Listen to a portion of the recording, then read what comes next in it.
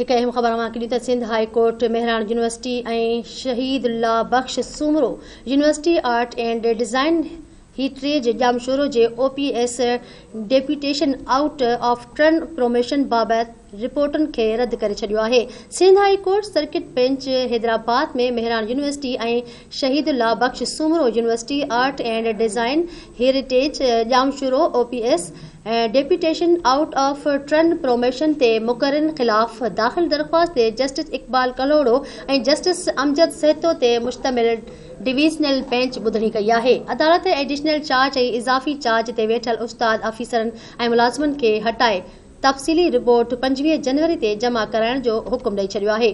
ॿुधणीअ दौरान दरख़्वास्त गुज़ार चयो आहे त यूनिवर्सिटी इंतज़ामिया पारां अमलदारनि खे हटाइण वारे जमा करायल रिपोर्ट कूड़ ऐं बदनीयती ते ॿधल आहे, छाकाणि त अदालत फ़ैसिले में हुकुम ॾिनो हो त अमलदारनि खे हटाइण तोड़े संदन मुक़ररनि जा समूरा तफ़सील फ़राहम कया वञनि। दरख़्वास्त गुज़ारनि अदालत खे आगाही ॾींदे चयो त अञा ताईं केतिराई अमलदार यूनिवर्सिटी इंतज़ामिया पारां मिलियल गैर क़ानूनी उहिदनि ते मुक़रर थियल आहिनि, जिन खे नाहे हटाए वियो।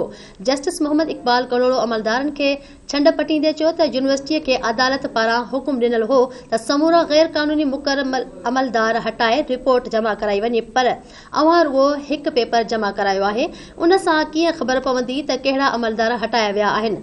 अदालत यूनिवर्सिटी इंतज़ामिया खे ईंदड़ ॿुधणी ते तफ़सीली रिपोर्ट हलफ़नामे सां गॾु जमा कराइण जो हुकुम ॾेई छॾियो।